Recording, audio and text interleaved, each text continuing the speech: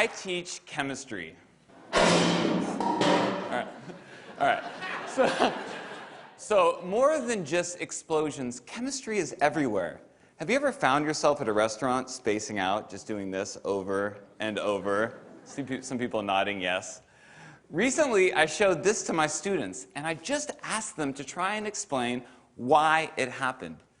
The questions and conversations that followed were fascinating.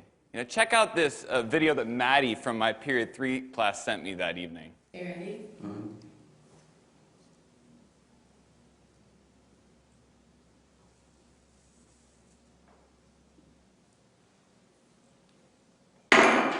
Yeah.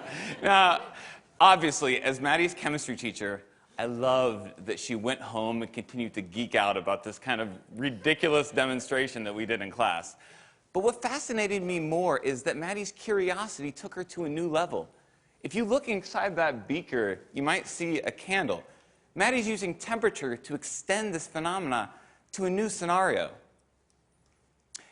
Questions and curiosity like Maddie's are magnets that draw us towards our teachers, and they transcend all technology or buzzwords in education.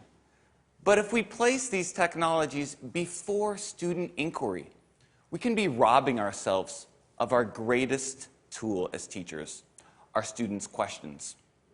For example, flipping a boring lecture from the classroom to the screen of a mobile device might save instructional time, but if it is the focus of our students' experience, it's the same dehumanizing chatter just wrapped up in fancy clothing.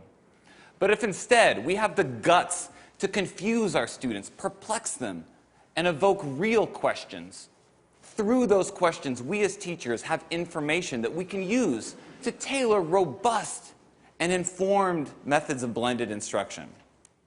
So, 21st century lingo, jargon, mumbo-jumbo aside, the truth is, I've been teaching for 13 years now, and it took a life-threatening situation to snap me out of 10 years of pseudo-teaching and help me realize that student questions are the seeds of real learning, not some scripted curriculum that gave them tidbits of random information.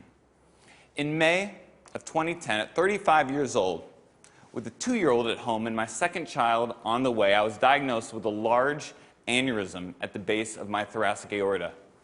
This led to open heart surgery. This is the actual real email from my doctor right there. Now, when I got this, I was, press caps lock, absolutely freaked out, okay?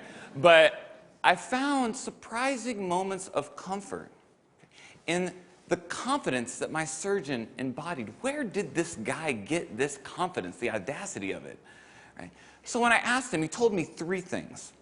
He said, first, his curiosity drove him to ask hard questions about the procedure, about what worked and what didn't work. Second, he embraced and didn't fear the messy process of trial and error, the inevitable process of trial and error. And third, through intense reflection, he gathered the information that he needed to design and revise the procedure, and then with a steady hand, he saved my life.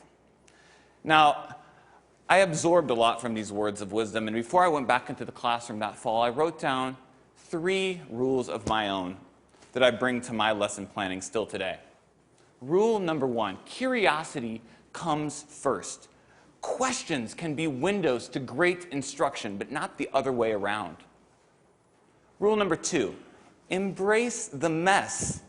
We're all teachers. We know learning is ugly.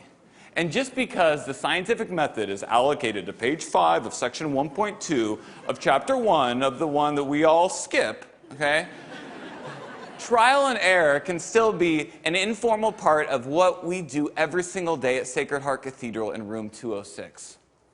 And rule number 3, practice reflection. What we do is important. It deserves our care, but it also deserves our revision. Can we be the surgeons of our classrooms? As if what we are doing one day will save lives. Our students are worth it. And each case is different. All right, sorry. Chemistry teacher and me just needed to get that out of my system before we move on. So these are my daughters. On the right, you have little Emma Lou, Southern family. And On the left, Riley. Now, Riley's going to be a big girl in a couple weeks here. She's going to be 4 years old. And anyone who knows a 4-year-old knows that they love to ask, why? Yeah, why? I could teach this kid anything because she is curious about everything. We all were at that age. But the challenge is really for Riley's future teachers, the ones she has yet to meet. How will they grow this curiosity? You see, I would argue that Riley is a metaphor for all kids. And I think dropping out of school comes in many different forms.